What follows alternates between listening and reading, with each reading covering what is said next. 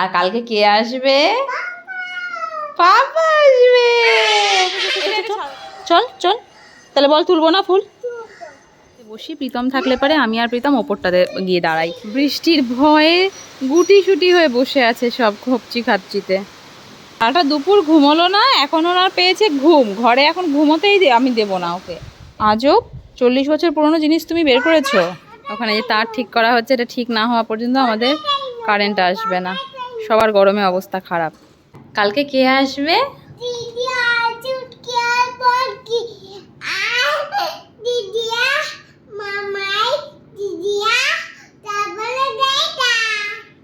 কালকে আমাদের খুশির দিন।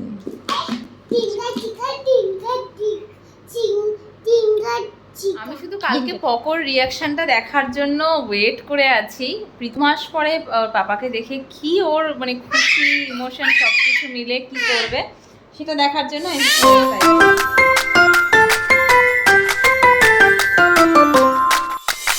হ্যালো এভরিওয়ান, আজকের দিনটাই এইভাবে ব্লগটা শুরু হচ্ছে। কালকে এরকম টাইমে এই ব্লগের ফ্রেমে থাকবে প্রীতম।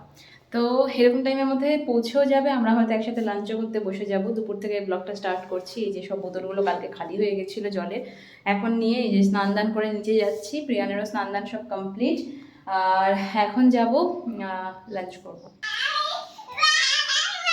ওরে বাবা, কালকে কে আসবে? ছুটকি না, কালকে কে আসবে? বকি ছুটকি আসবে? তুই এখনো বকি আর ছুটকির জন্য ওয়েট করে আছিস বাবা?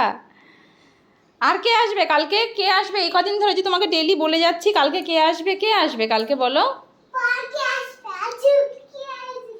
বকি ছুটকি আসবে না বাবা, বকি ছুটকির সাথে আমরা দেখা করতে যাবো এরপরে। হ্যাঁ, আর কালকে কে আসবে? পাপা আসবে।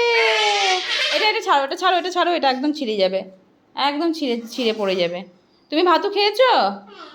হ্যাঁ, সবার খাওয়া হয়ে গেছে এখন। আহা, আমার খাওয়া বাকি। এই হচ্ছে এখানে চাটনি। এই যে প্রিয়ার নাকি খালি আজকে নাকি একা একা ভাতু খেয়েছে, তাই না? একা একা ভাতু খেয়েছে। আর 3বার খেয়েছো? আর বড়া খেয়েছো? কেমন লেগেছে বড়া? তো এই হচ্ছে প্রিয়ানের জন্য লঙ্কা ছাড়া। ওফো, কথা বলতে দিবি না কেন? এরকম চিৎকার করলে হবে? সবাই বলবে যে প্রিয়ানটা কীরকম ব্যাড বয়, খালি চিৎকার করে। তো এই হচ্ছে মাছ, এটা হচ্ছে আর মাছ, আর মাছের বিশাল বড় মাথা। আজকে যে মাছটা খাসনি বাবা। এই হচ্ছে আজকে খাবারের মেনু, আর মাছের ঝোল, এখানে বড়া, আর হচ্ছে চাটনি, তাই না? হ্যাঁ, চাটনি খেয়েছো? ভালো লেগেছে চাটনি? ঠিক আছে, যাও যাও, এবার ফ্যানের নিচে গিয়ে বসে যাও। ফোন থেকে মানা করে যাচ্ছি তাও শুনছে না। এই যে সব কুশনগুলো নিচে ফেলে দিয়েছে, আর এই যে সোফার উপরে উঠে তখন আমি ওদিকটাতে বসেছিলাম, আমার গায়ে ঝাঁপাচ্ছিল। যেই আমি চলে এসেছি এদিকে আর গায়ে ঝাঁপাতে তো পারছে না, নিজে নিজে একা একা ঝাঁপিয়ে যাচ্ছে। কি যে এগুলো করে তুই মজা পাস পোকো? নিজেই তো পড়লে ব্যথাটা পাবি, সেগুলো বোঝো না। এগুলো করলে যে তুমি ব্যথাটা পাবে সেটা তুমি বোঝো না। টাকলুটা ফেটে যাবে তখন ভালো হবে। হ্যাঁ, টাকলুটা ফেটে গেলে ভালো হবে? কোনো কথা যদি শোনে, কোনো কথা যদি শোনে ছেলেটা আমার, একটা কথা শুনতে চায় না। নিচে এত জ্বালাতন করছিল, ছাদে নিয়ে চলে এসেছি। আমার জামা কাপড়গুলো ধোয়া হয়ে গেছে, এখন এগুলো মেলবো ততক্ষণও থাকবে ছাদে। এই ছাদের মধ্যে আমার জামা কাপড়গুলো সব মেলা হয়ে গেল, আর এদিকে ঘুরে দেখি আগের দিন ফুল তুলেছিল তাও ঠিক আছে, আজকে দেখি সব কুড়িগুলো তুলে নিচ্ছে। কাল বৃহস্পতিবার, আজকে ও সব ফুল কুড়িগুলো ছিঁড়ে নিল। কালকে এমনি একটু ফুলের দরকার বেশি হয়, আবার কুড়ি ছিঁড়বে না, একদম না। আমি তোমাকে নিয়ে চলে যাব, তোমাকে থাকতে দিচ্ছি ছাদের মধ্যে, নিয়ে চলে যাব। কিন্তু তুমি নিচে যাবে? তুমি নিচে যাবে? মাংকি আসবে তো তোমাকে নিয়ে চলে যাবে একদম। এগুলো ছিঁড়বে না, যে কটা ছিঁড়েছো ও কটা নিয়ে থাকো, আর একটাও তুলবে না। আমি যেন না দেখি আর একটাও তুমি গাছের থেকে ফুল তুলেছো বা কুড়ি তুলেছো। মারের চোটে ভূত বানাবো। বৃহস্পতিবার দিনটাতে যদি ফুল থাকে গাছের, এমনিও কিনে আনা হয়।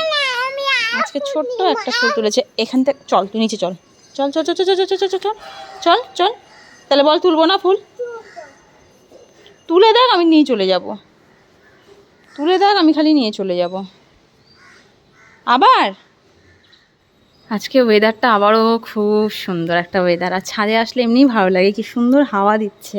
আর আমি যখনই ছাদে আসি তখন আমার বসার জায়গা হচ্ছে এটা, এই সিঁড়িটার মধ্যে বসি। প্রীতম থাকলে পারে আমি আর প্রীতম ওপরটাতে গিয়ে দাঁড়াই। হ্যাঁ বাবা, ফুল ছিঁড়েই এনেছো? আর ছিঁড়ো না, ওখান থেকে মাংকি ধরে কিন্তু নিয়ে চলে যাবে, তখন মাম্মা কিচ্ছু করতে পারবে না, মনে থাকে যেন। এখন এখানে একটু বসবো, কোনো জায়গায় যদি একটু বসে শান্তি আছে। একটু এখানটাতে বসেছিলাম, ঠিক উপরে চলে গেল। একদম অনেকটা উঁচু, কিন্তু অনেকটা উঁচু নিচু। একবার সিঁড়ি দিয়ে উঠতে গিয়ে পড়েও গেল। কিন্তু আমার এখন না ভয় লাগছে যে আমি ওকে আনতে যদি যাই তাহলে পরে ও এমন ছুট দেবে বা দৌড়ে নামার চেষ্টা করবে, ওটাতে আরও হিতে বিপরীত হবে। তাই জন্য আমি এখানে দাঁড়িয়েই আছি যে ও নিজের থেকে কখন নামবে, তারপরে ওকে ঘরে নিয়ে যাব। এদিকে আয়, আয়, এসো। কেন? কালকে আসবে? ঠিক আছে, আমি যাচ্ছি, তুমি থাকো। নাম নাম নাম, আমি নিচে দরজা আটকে দেবো গিয়ে, তাড়াতাড়ি নাম। ধীরে ধীরে নামো, ধীরে ধীরে, আস্তে আস্তে আস্তে আস্তে আস্তে আস্তে। একবার পড়ে গেছো কিন্তু। হুম,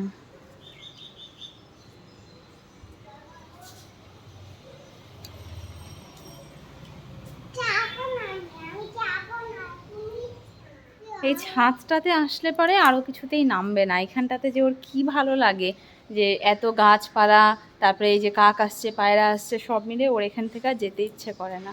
এই যে এখানে দাঁড়িয়ে দাঁড়িয়ে দেখছি, একটু দুটো বাড়ির পরে একটা বাড়িতে একটা বাচ্চা ছেলে পায়রাকে খেতে দিচ্ছে। ওখানে পায়রা ভিড় করে আছে। এখানেও তাই, সকালবেলা যখন বাপি ওকে নিয়ে ছাদে আসে, রুটি মুড়ি এগুলো সব রেখে দেয় খাওয়ানোর জন্য, তখন এখানেও ছাদের মধ্যে ভিড় করে থাকে। সবার আলাদা আলাদা টাইম আছে। ও হয়তো এখন স্কুল থেকে এসেছে জন্য এই টাইমটা বেছে নিয়েছে। সকালে তো আর বাচ্চারা স্কুল বাদ দিয়ে এগুলো করতে পারবে না। তো পোকো ওগুলো খুব পছন্দ করে, তাই জন্য একবার ছাদে আসলে আর নামতে চায় না। আমার এখন লাগছে প্রচণ্ড গরম, এখন আমি আর থাকতে পারবো না। চল বাবা, নিচে একটু ফ্যানের হাওয়া খাই, চল চল। নিচের ঘরে নিয়ে চলে গেছিলাম, পোকোকে এত দুষ্টুমি করছিল দেখে।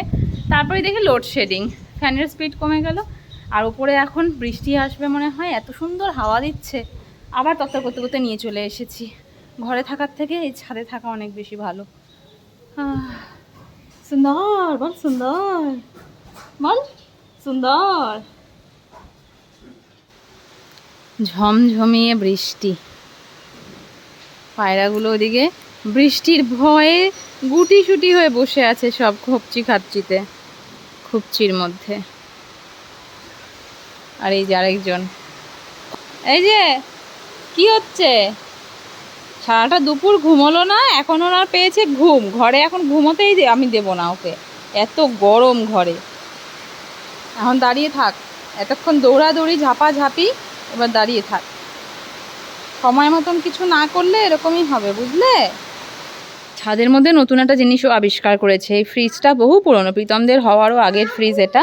তো সেই 40 বছর আগের একটা ফ্রিজ, সেই ফ্রিজটা এখন আর চলে না। এখানে ছাদের মধ্যে একটা কর্নারে রাখা হয়েছে, এর মধ্যে সব আসবাবপত্র, এতদিন রাখা আসবাবপত্র বলছি, সরি, মানে যেগুলো বেকার জিনিস ইউজ হয় না ওগুলো রাখা ছিল, কৌটোকাটি।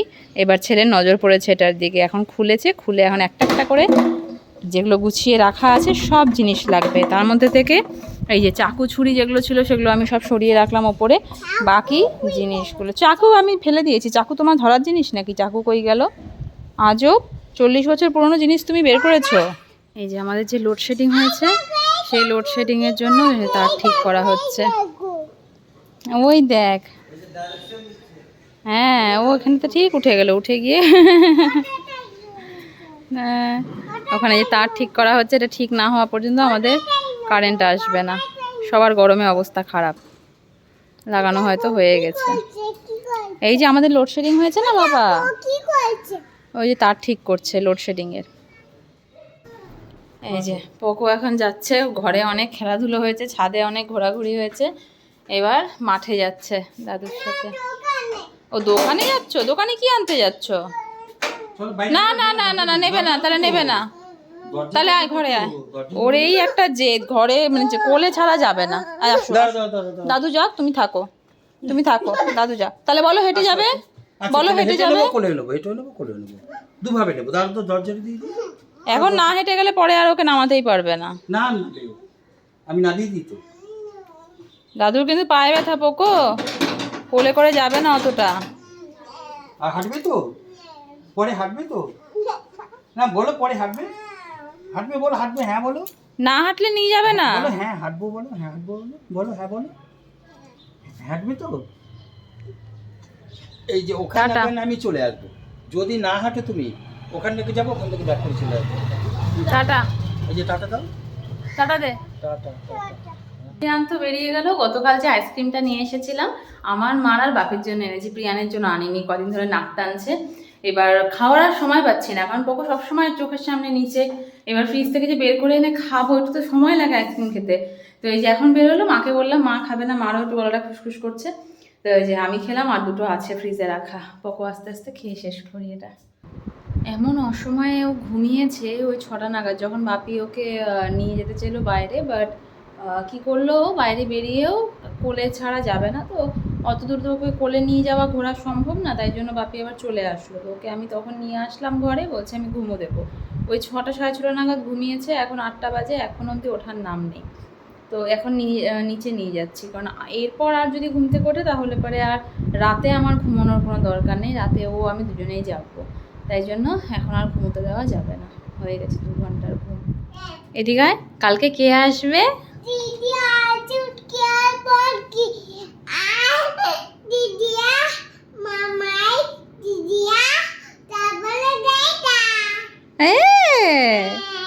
ও আর কে আসবে? যারা আসবে না তাদের কথা তো বলে দিলে, এবার যে আসবে সে তার কথা বলো, কে আসবে? পাপা। পাপা কালকে আসবে। তুমি পাপাকে কতদিন দেখো না, কতদিন দেখো না তুমি পাপাকে, বলো তো কতদিন দেখো না পকো? অনেকদিন পর পকো কালকে পাপাকে দেখবে, তাই না? পাপাকে দেখে কি করবে তুমি? কি করবে? লাভ ইউ বলবে। ডং নং টটকর ডং ডন ডং নং টটকর ডং ডন ডং নং টটকর ডং।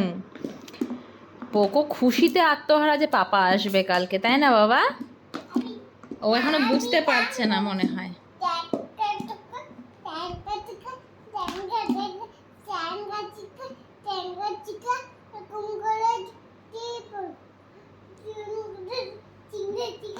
কেন গান করছো, কেন গান করছো? বলে পাপা আসবে তাই। কালকে আমাদের খুশির দিন।